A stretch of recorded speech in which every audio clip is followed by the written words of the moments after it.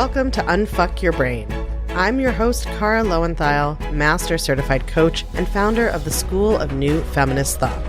I'm here to help you turn down your anxiety, turn up your confidence, and create a life on your own terms, one that you're truly excited to live. Let's go. Hello, my chickens. How are you guys? I am apparently living in a tropical monsoon, which I don't understand because I live in Manhattan, but there is like flooding here today. I was woken up this morning by one of those loud buzzing alerts on my phone about flash flooding. And I just kind of feel like you should be allowed to opt out of those if you live in a 6th floor apartment like I do. Like, I'm not flooding. Don't wake me up. Anyway, that's okay. I'm still pretty jazzed about life.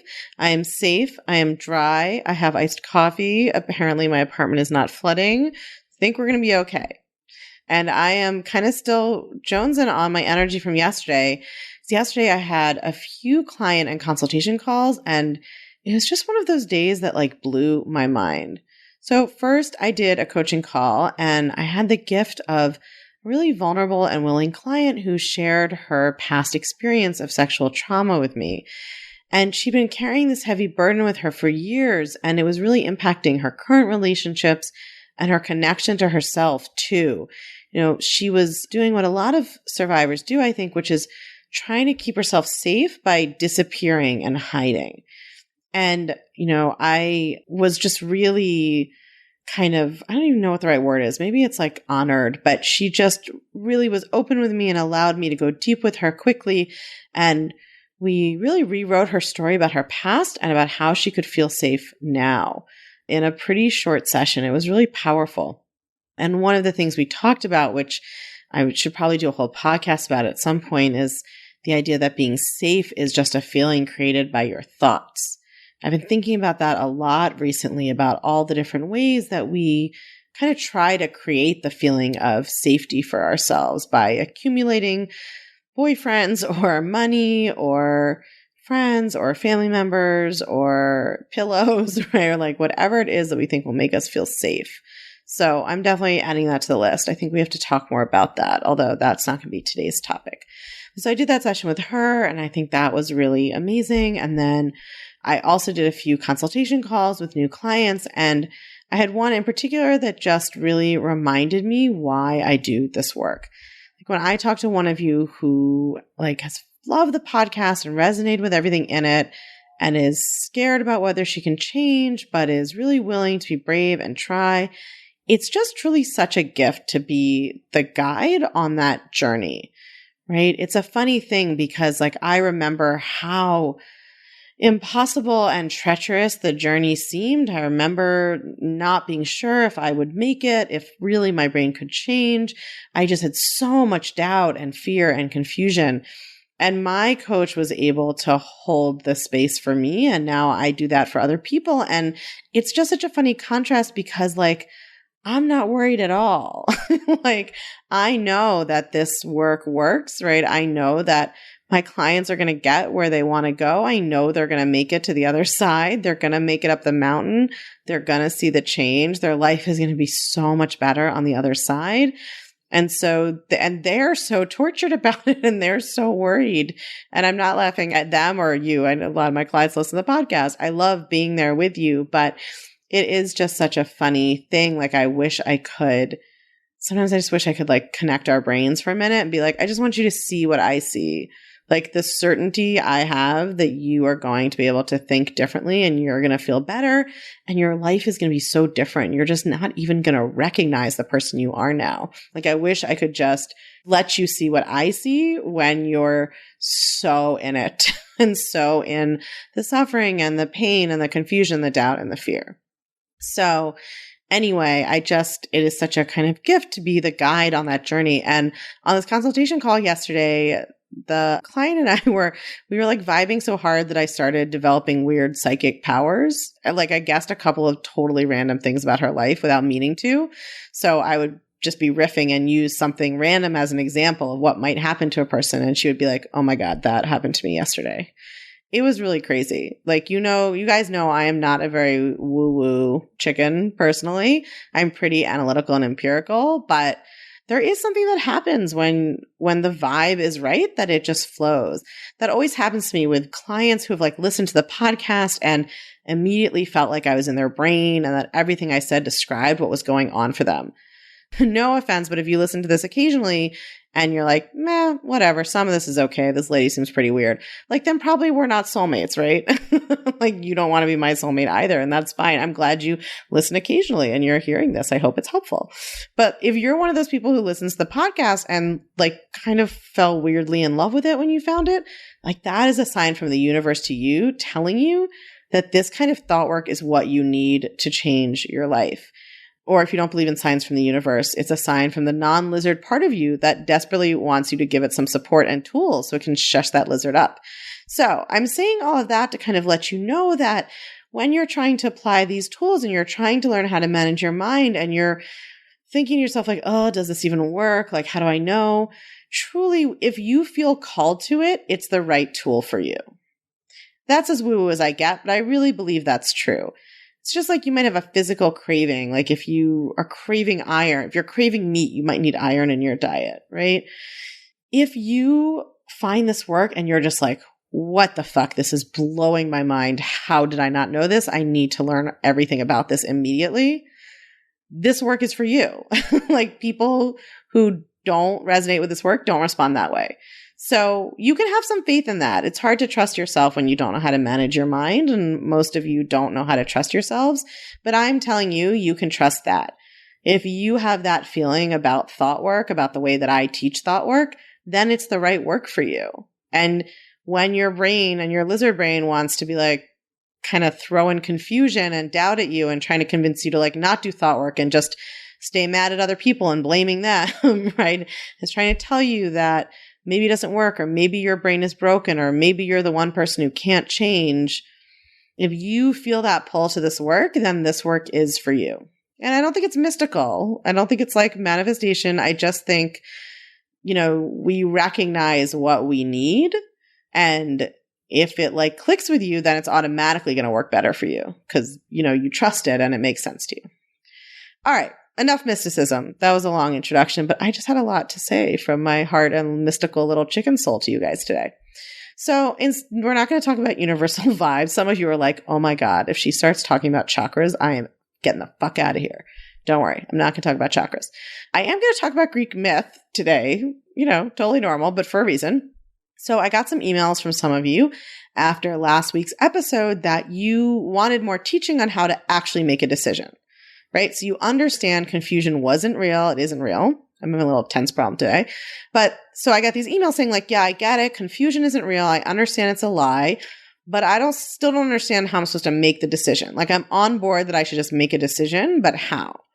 So that's what we're going to talk about today. And it starts with Odysseus, right? Obviously, like, where else would it start? So how many of you know the story of Odysseus?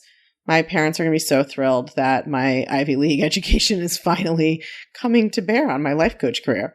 So the Odyssey is a Greek epic poem. And in the poem, Odysseus is traveling all around the world on adventures. He's just like the Jack Kerouac of his time, while his wife is sitting at home trying to hold off rapacious suitors. But that's like another whole issue. There's some interesting feminist retellings of the Odyssey. Anyway, so we're going with the traditional telling right now. So at one point in his journey, Odysseus goes through a strait. It's like a passageway kind of on the sea where there are sirens. So sirens are mythical creatures who lure men to jump off their boats by singing these irresistible, seductive siren songs. If you've ever heard the phrase, the siren song of whatever, this is where it comes from. They're these mythical creatures who sing these intoxicating songs that make men go crazy, and the men jump off the ships to try to find the sirens and, do whatever with them, and then they die. They jump off the boats and they get bashed on the rocky shores of the cliffs by the sea and they drown. So Odysseus has a novel solution to this problem. He wants to hear the siren song, but he doesn't want to die. So he has his men plug their ears with beeswax so they won't hear the song. They won't be tempted. And he tells his men to tie him to the mast of his ship. And he tells them, don't untie me. no matter what he says or does, no matter what, I guess he says, no matter what I say or do, right? But don't untie me. Like as soon as I hear the song, I'm going to lose my shit. I'm going to tell you to untie me. I'm going to threaten to kill you when this is over, right? I'm going to beg you. I'm going to say a million different things. Don't untie me no matter what I say or do until we're out of there, right? So talk about commitment. So why am I telling you the story? Because I think the story of the sirens is the perfect analogy for how we should approach making decisions in our lives. So Odysseus makes a decision. He wants to try something new and brave that no one else has done before. He wants to experience something amazing and live to tell the tale when no one else does. But he knows that he's going to experience regret about his decision. He knows he's going to want to change his mind. He knows he's going to hear voices that tell him to give up. He's going to hear voices that say, like, don't stay on the mast, don't stay on the ship, come over here, hang out with us, let's have a lot of sex, like whatever the sirens are saying, right? In our day, it would be like Facebook and Netflix. So he has himself tied to the mast. He commits so strongly that giving up is not even an option. He creates a situation in which he cannot give in to regret. He cannot change his mind. He cannot follow the voices he hears that are trying to draw him off his path. This is not how most of us make decisions, right? In fact, most of us, go out of our way to not make decisions at all, right? I find my clients get decision paralysis about like whether to try to make partner or where to go for a haircut. I used to too, and I still do a little bit. I can hear the ghost of that voice. I no longer let it slow me down. But when I have two choices for something, I can hear the ghost of that part of my brain freaking out.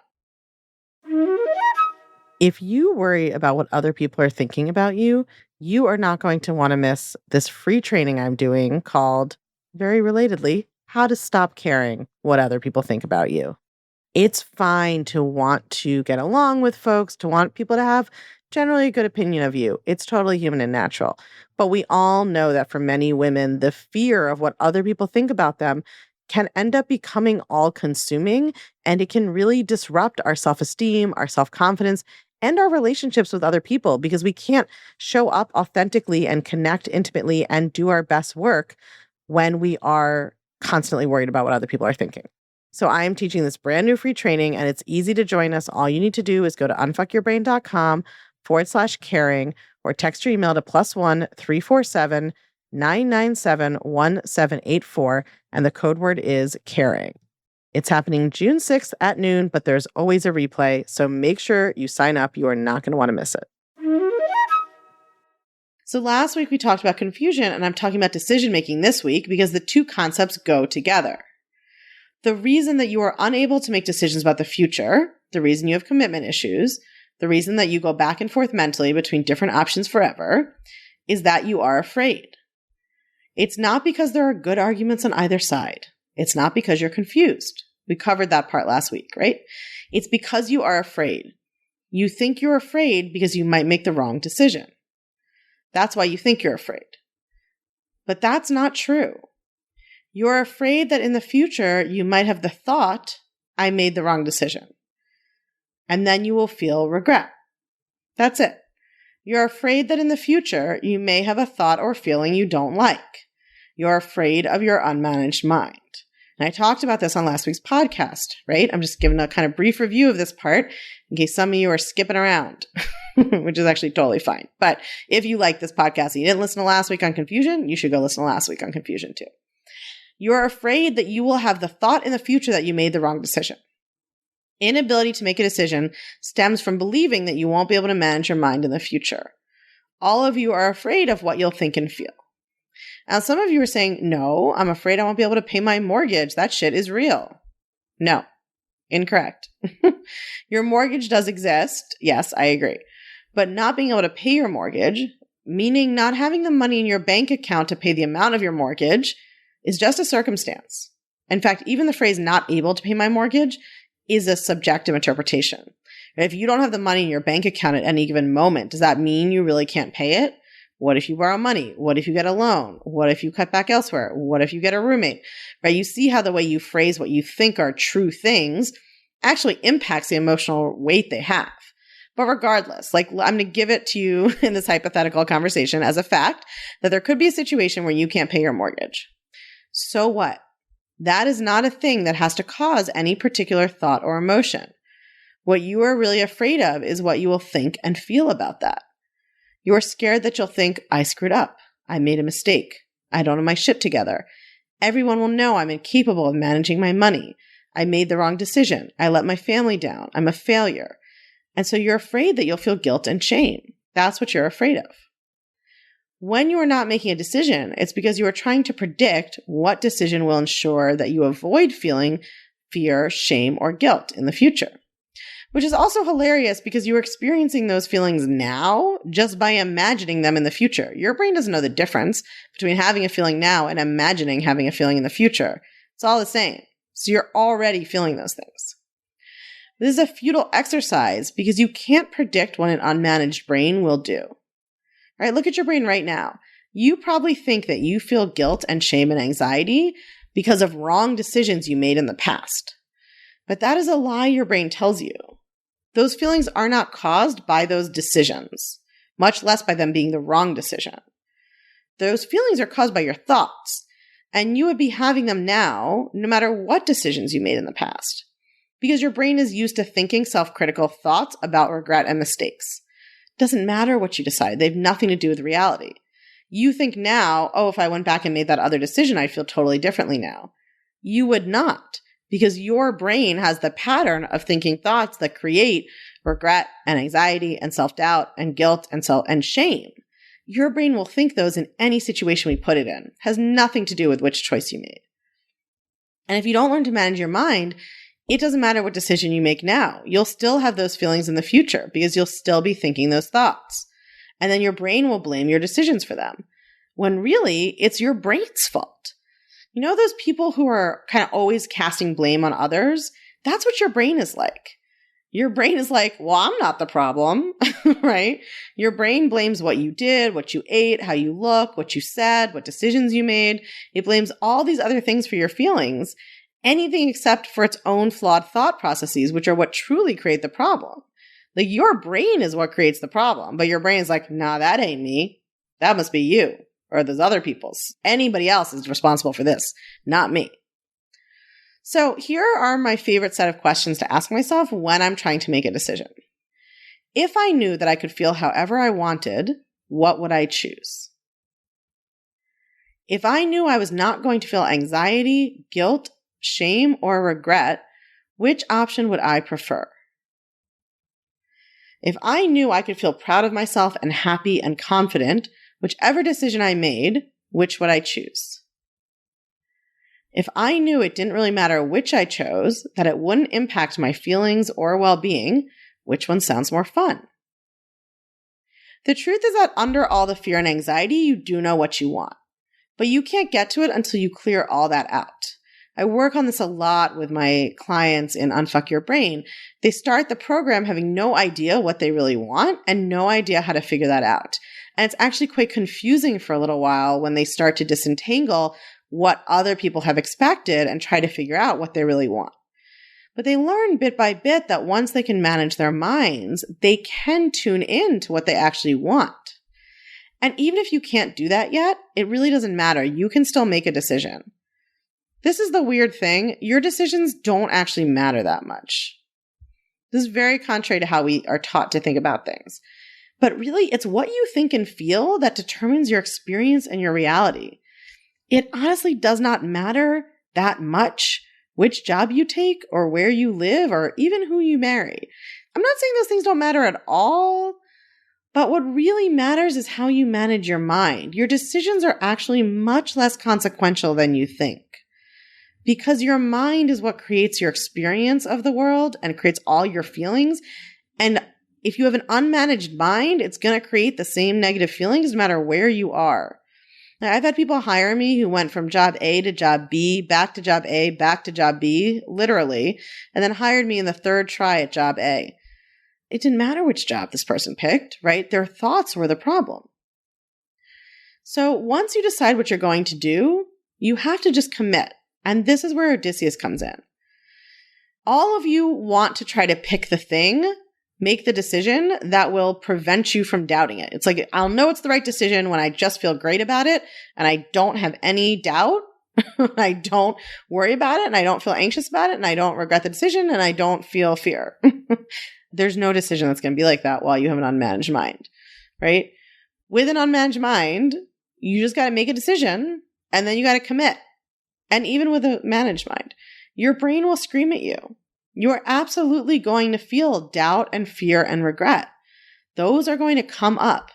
All of you listening to this podcast, you are still learning how to manage your mind and you don't have it quite down yet, and that's okay. It's a work in progress. Even now when I make a decision, sometimes I feel a little bit of fear, a little bit of doubt, or a little bit of regret sometimes. Like those thoughts come up. But you don't have to act on those feelings. You can recognize that they're created by your thoughts and that they aren't real.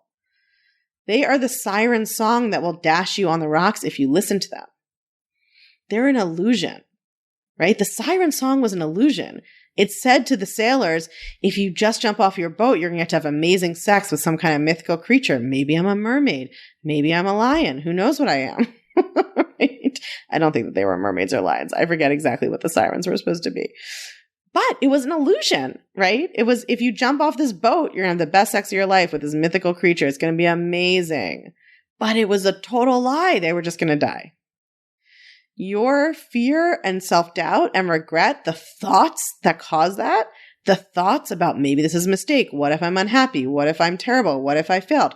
Those thoughts, they tell you that the decision is what's dangerous. And so you should change it, right? You make a decision and your brain immediately starts going, I don't know, maybe that was the wrong decision. If you make a different decision, you could feel differently. That's a lie. The decision is not dangerous.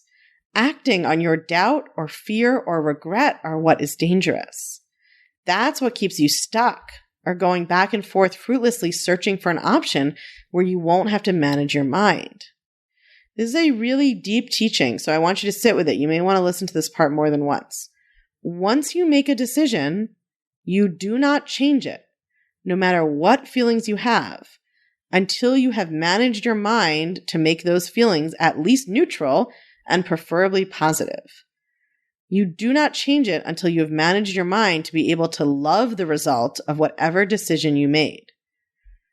You do not take regret and fear and anxiety as signs of anything meaningful or real. You do not listen to their siren call that if you just act your way out of them, they will go away. It's a lie. If you act on anxiety and regret and you reverse a decision, I can guarantee in 6 months or 6 weeks or 6 days, you will be feeling anxiety and regret about that reversal. Because if you don't learn how to rewire your brain, it will produce anxiety and regret no matter what decision you feed it. When you are trying to change and grow and evolve, when you are on an epic adventure of yourself, like Odysseus was, your brain is always going to react to change with fear and regret and anxiety. It's totally normal. It's not a reason to change course. It's to be expected. It's like Odysseus knowing he's going to go through the Siren Strait and just preparing. It's not a reason to untie yourself from the mast. You're the heroine of your own journey, and what creates a heroine is commitment and bravery. Tie yourself to the mast. When you ask, how do I make this decision? You're asking, how do I know which decision won't cause anxiety or regret? But that's the wrong fucking question. Because if you don't manage your mind, both decisions will cause those feelings. They won't cause them because your thoughts cause them, but both decisions will be subject to those feelings. Those feelings will come up. If you don't manage your mind, no matter what decision you make, you will experience self-doubt, fear, anxiety, and regret. Once you know how to manage your mind, neither decision has to give rise to those feelings. So the better question is not, how do I know what decision won't cause feelings I don't like? Because we can't answer that one. Well, we can answer it. The answer is any decision will cause those feelings for you now. The better question is, knowing my brain is going to cause anxiety and regret no matter what I do, which option sounds like the kind of adventure I want to have? Which one matters enough to me to tie myself to the mast and not act on the anxiety or guilt or regret I might momentarily feel, and to keep going? You can work to manage your mind. right? That is what I teach in Unfuck Your Brain, the actual tools you need to change your thoughts on a daily basis. But you also have to develop the ability to commit and stick with something, even though negative feelings may come up. You're still going to have to do some shit before you have reached enlightenment. So you need to know how to deal with the negative feelings when they arise. But here's the good news that I guarantee you haven't thought about. You're an ace at negative feelings. You've been having them your whole damn life, and you're still here, right? There's no reason to be so terrified that you might feel them again in the future. Like, you are a pro at having anxiety, guilt, and self-doubt. You are an expert. You can handle it. You've been having it all along. It doesn't feel amazing, but it's not going to kill you. So yes, manage your mind, but tie yourself to the mast in the meantime. All right, that's it for today, my brave, bold chickens. I'll talk to you next week. If you're loving what you're learning on the podcast, you have got to come check out the Feminist Self-Help Society.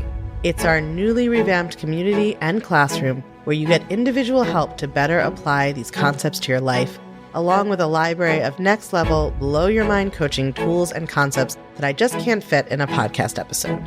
It's also where you can hang out, get coached, and nerd out about all things thought work and feminist mindset with other podcast listeners just like you and me. It's my favorite place on earth, and it will change your life, I guarantee it. Come join us at www.unfuckyourbrain.com/society. I can't wait to see you there.